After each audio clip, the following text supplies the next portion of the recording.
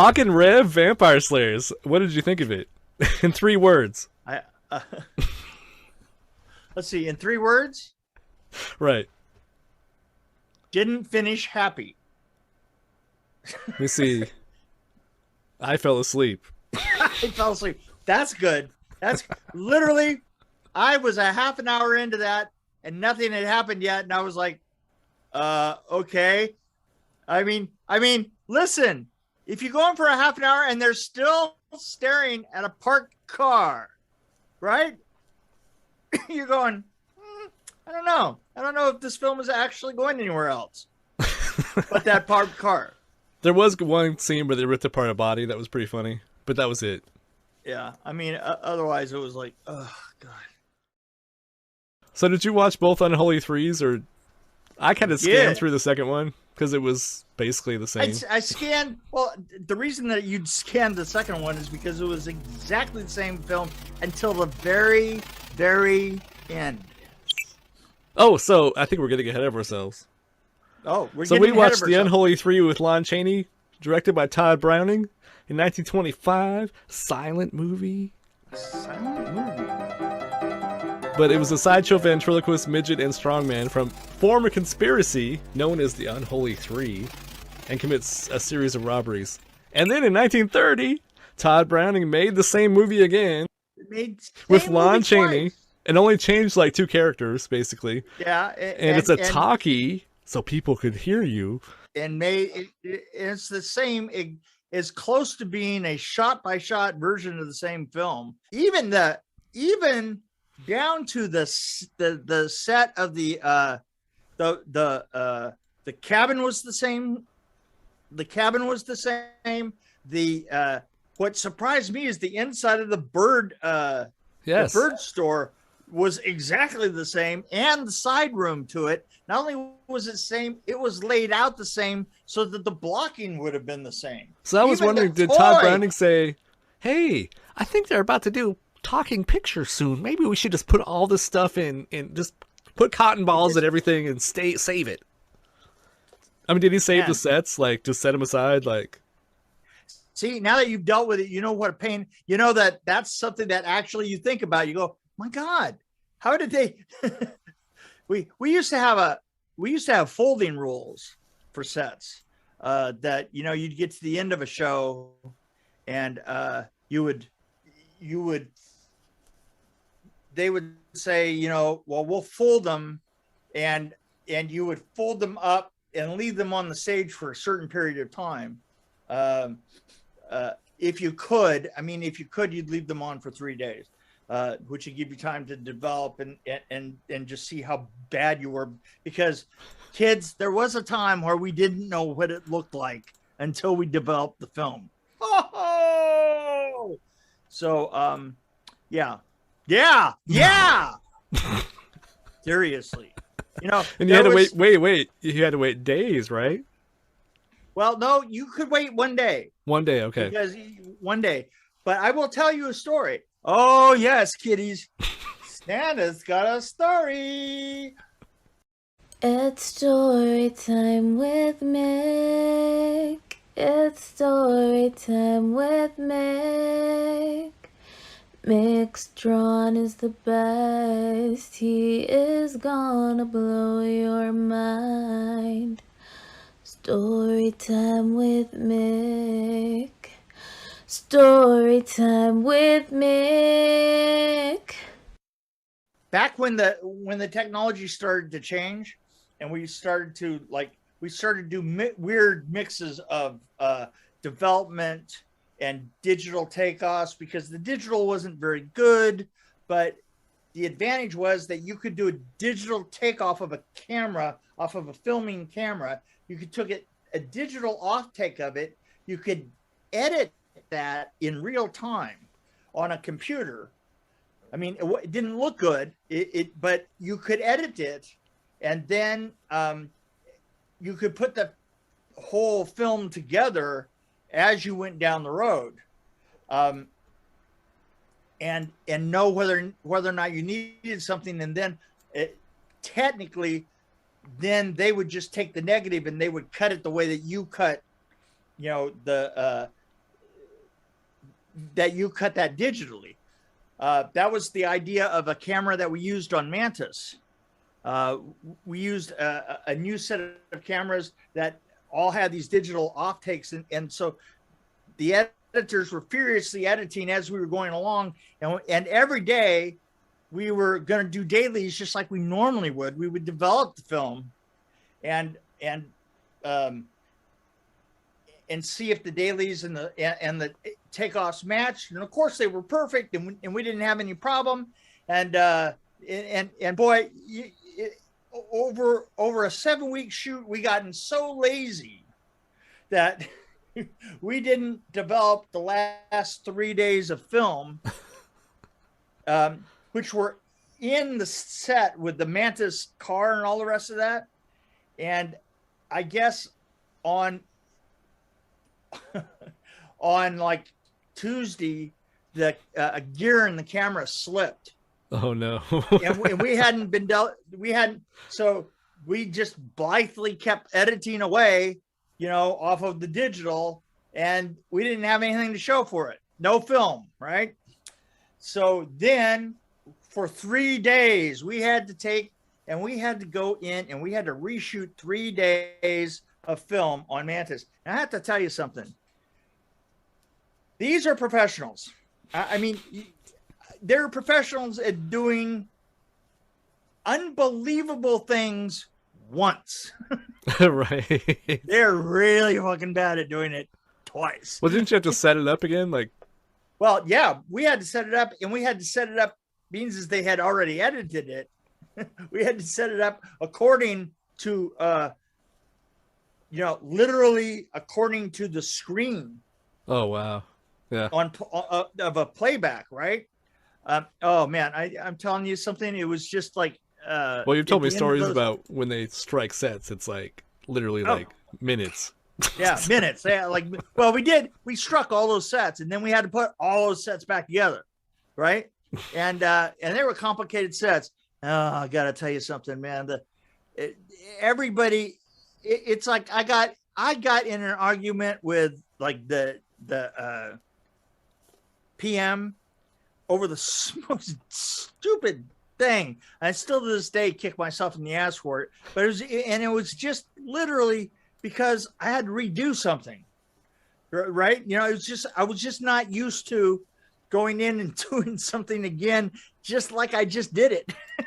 And everybody wanted to kill everybody else. Man, it was fun. It was like asking Picasso to recreate his masterpiece. Right, exactly. It was like, hey, now that you've cleaned your brushes, yeah, we really. I'm gonna wait. I don't have a coffee cup. I'm gonna need you to. Exactly. I'm gonna need you guys to work on Saturday and Sunday and Monday and redo that Rembrandt. Yes, exactly. Yeah, just I'm gonna need. Yeah. Oh God. I gotta tell you something, man. It was that Sistine Chapel thing you did? Yeah. I'm gonna need you to come in on Saturday. Yeah, we have a problem. Yeah. Yeah, that big piece of plaster up there. Yeah, that really wasn't plaster. That was a piece of paper that we put up there to see what the plaster was going to look like. But hey, listen, we really liked where you're going with that. Yeah, that sucked. That really sucked. Well, I forgot the meaning. I forgot the true meaning of dailies. I mean, yes, the true, honest to God meaning of dailies. And then you look at them to make sure they're good, and then you move on, right? That's right. Okay. And the thing is, you would have like this total range of DPs, but for the most part, the DPs would be up there, and they'd be with their little magnifying glasses looking at the screen. They have these little scopes that they could look at the screen, the grain on the screen, and see, and the great thing about it was I was well known for standing behind the DPs with a tube off of the toilet paper roll, and just and going like this and this and closing the one eye. And what I would do is close the one eye and use that eye to look through. And, sounds about right. yeah, it was very me. Yeah, I wasn't always the nicest guy, but it was funny. I've worked with you, and you were really nice. And that was like after you retired for years. Yeah, you lost a little of your edge, but little of the edge. But I could kind of see what you might have been like, 30 years ago. Yeah, you can see totally see it. Yeah. I used to have this phrase that if I was on set and I needed something, I turn around and said, I need this and this and this, and then I go, and it's okay to run. Well, you used that on me one time. Yeah, I did. And I was like, but the grass is wet. That'll help you go faster because you just skate along and use the gravity on your side. Exactly. So you probably worked with Harry Earls, right? Back in the day? Wow. I had to do that. Sorry. Yeah, you did. So this was his film debut, and I'm obsessed with this guy because he's a horrible actor, but he was what they called him in this movie they called him a midge, which I was kind of offended by, but that was in the 30s, so. Okay, now I've completely lost the plot. What am I talking about? The Unholy Three, the little guy. Oh yeah, that one. The little person that they were calling the midge, which I let it slide because it was 1930. But he's a horrible actor, and I couldn't hear anything. I couldn't understand anything he was saying. He's like, yeah. That's how he delivered his lines, and I'm like, what? Well, wasn't he he was the same one that was on Freaks? Yeah, and he's right? yeah. So no, this was his debut. Oh, 1925 was his debut. Oh well, listen. He was still a piece of wood. He was great in 1920. No, so I think the 1925 version has more magic than the 1930 version because of the talking. And I think Lon Chaney wasn't as good in this, and he can't even compare it to Lionel Barrymore. Lionel Barrymore was amazing in Devil Doll. But the other thing is that there was something. It was kind of obvious that everybody had to face a certain way for the microphones or something. Yeah. Because when they were saying something, they would get their head in a particular position. It was like, oh, here comes my line. Yeah, and the guy that played Hercules, wasn't he his accent was pretty heavy, but I can understand him. Well, the 1930 version was pretty terrible for audio. It was. What did he say? But you had to think of what we listened to or what we were the story that we were trying to tell in the silent version was about somebody that threw their voice. Yes. Right? I mean, of all the storylines that you could come up with, right? And they had to animate it. Yes, exactly. And you're like, wow, that's really strange, and throwing the voice thing, you were like, man, this is a tough concept. And my wife came in halfway through it. My wife came in and said, so what's going on here? And I was like, I sort of I couldn't even tell. I couldn't even begin to get into it because she asked the most obvious question. She goes, well, so their big idea for making money is to get a pet store and make false talking parrots. That's the big idea. And I was like, well, yeah. Well, that was their side deal. That was their side hustle. Yeah, side hustles. Yeah. Well, my wife walked in and said, kind of the same lines, but totally a little bit more aggressive. What the hell are you watching? What the hell are you? And I said, I don't know. I'm trying to figure it out. I'm trying to figure this out. But and then the things that were exactly the same time, the second time, with the sound recording, just kind of blew me away a little bit, I have to say. No, that was actually, I would like to take these two movies and edit them together. Yes. Take the good parts from each one. By the way, I have to say this, is that Lon Chaney is so much better of an actor than his son. Oh, absolutely. I mean, that guy's got tools to work with. Yeah. Because he goes in both of them, he goes from being the most unsympathetic of characters to this whole range of being, a sympathetic, not only a sympathetic character, but kind of a hero at the end. Which was, of course, the actual arc of the story. Yeah, right? no, he had a good character arc, and actually, I read somewhere that they called. So it's funny because we talked about Mel Blanc being the man of 1,000 voices. Right. Well, I saw that Lon Chaney was like the man of 1,000 faces. 1,000 faces, which right. I didn't know that before, but I can totally see it because you can see his development from the beginning. See, no one knew that this was his face because he'd actually borrowed it from somebody else. Yeah, it looked totally different. It really totally fooled me. Well, it is really weird. Is his face did change quite a bit from the beginning to the end. I mean, he could play that very snarky kind of evil guy, but then at the very end, he was a very sympathetic character, and he didn't. How long did he live after this one? I mean, I don't think he lived much longer, did he? After the second one, wasn't he didn't he die like in the 30s, or am I completely wong? Yeah, no, he died right after that. I had heard that he was on his last legs as they were doing that last Todd Browning film, Well, you can see that he was the actor in this movie. He carried the whole thing, and everybody else was just kind of amateurs. In the first one, the girl was good in the first one. Yeah, the girl had kind of an on evil switch, off evil switch, right? She did that well. The girl in the sound version of it did not. Right. Yep. She didn't carry herself from good to evil very well. She just looked confused. Well, I also thought maybe the makeup, or maybe it was just the quality of the camera was too good from the 1930s. Because I thought it was better in 1925 because he looked more like a woman. I don't know what it was. It was the makeup or the lighting or something.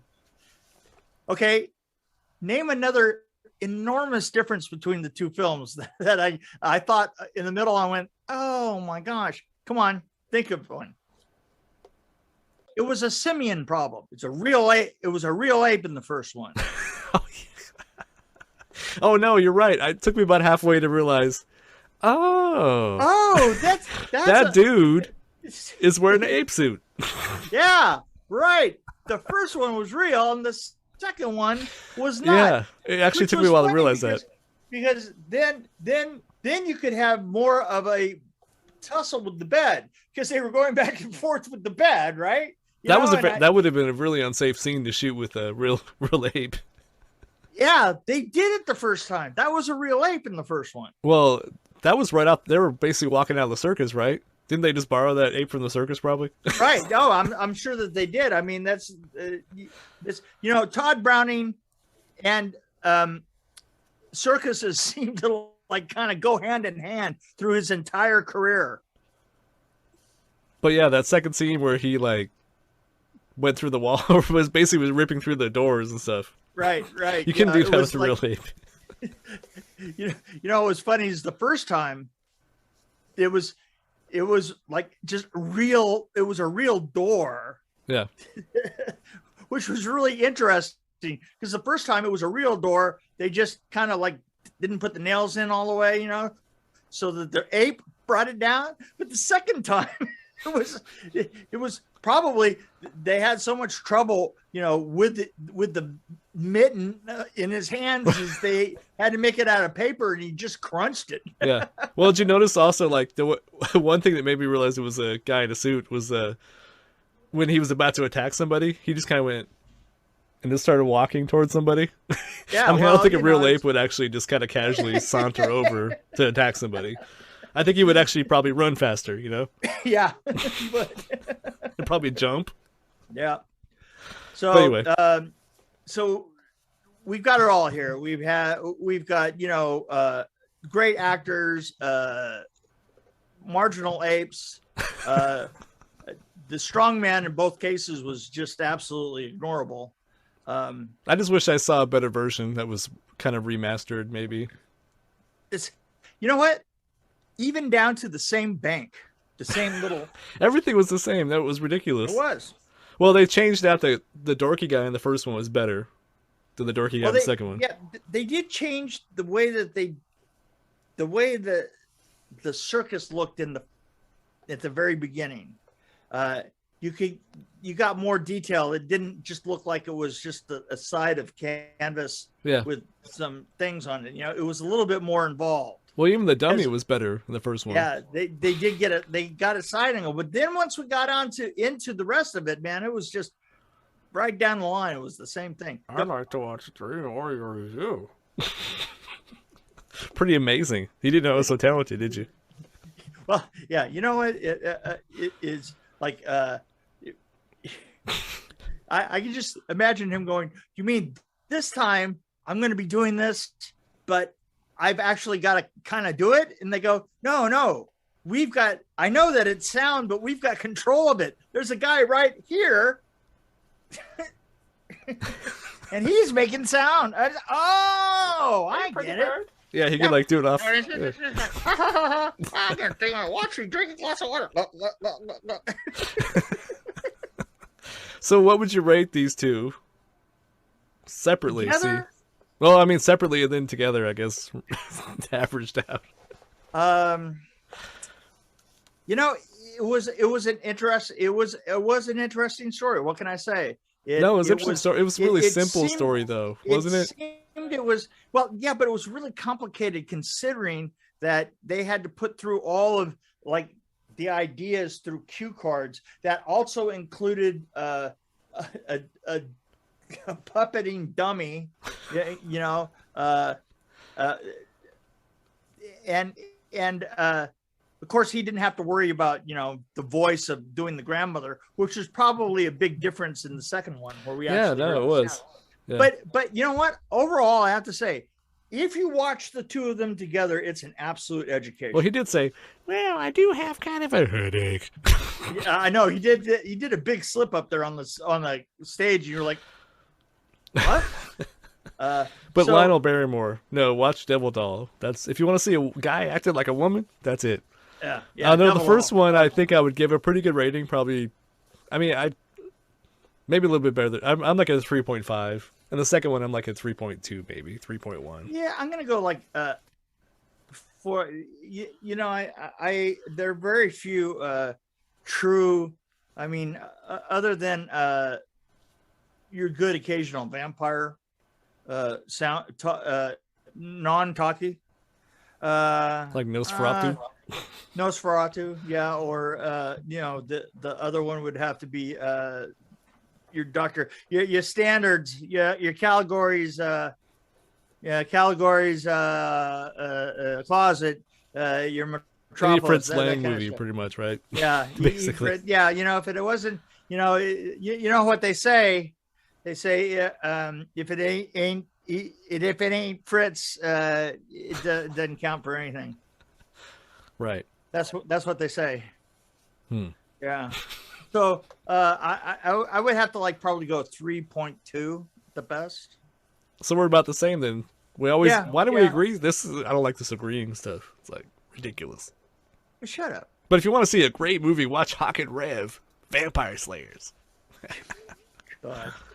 I don't know. You know, the thing is I left that running, and so it must be up to at least like 5 hours, and maybe something's happened by now. You don't know. Well, I fell asleep and woke up with it ripping apart a body. I was like, "Oh, that's kind of funny," and then I fell back asleep. But I didn't go back to watch anything else. Well, you know, it was a comedy in sort of that Andy Kaufman way where he just stands and stares at the audience. Yeah, but that was funny. Eventually you're just going to break and start cracking up, right? Because nothing's happening. But see, that was Andy Kaufman. Yeah. Well, tell them that. I don't want to trash these guys. I don't know them. But their movie sucked. But you know, yeah. I don't know. But I don't owe them anything. Well, wait. I can't judge them until I try to make a horror movie. I'm Santa, damn it. But it sucked. But it sucked. Anyway. Other than that, it sucked. So far, I think if I was going to rate what we've watched, so we watched The Freaks, Devil Doll, and 2 Unholy Threes. I think I would put Devil Doll before Freaks just a little tiny bit. And then the 1925 Unholy Three, and then 1930. I'm still, you know what? I still think that Nosferatu kicks all their asses. Yeah, but Todd Browning didn't direct that, did he? Oh, yeah. As far as Todd Browning goes, is there anything left that we haven't done by Todd Browning? Yeah. I was actually curious about his last movie he made. Yeah, we got to see that. I don't know what that is. We're just, you know what? As long as we're going down this rabbit hole.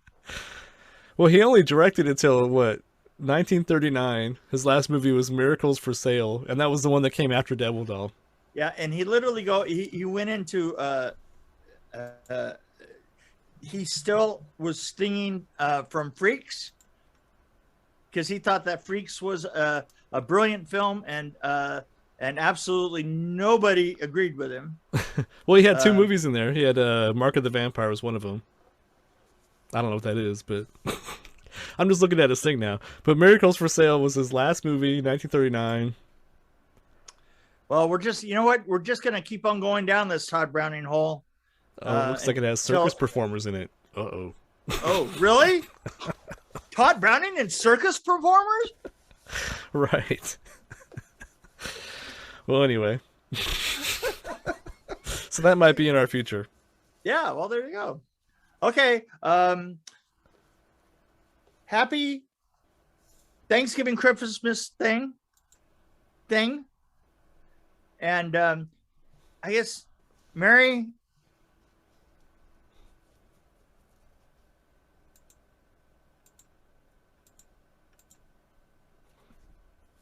Well said. Thank you.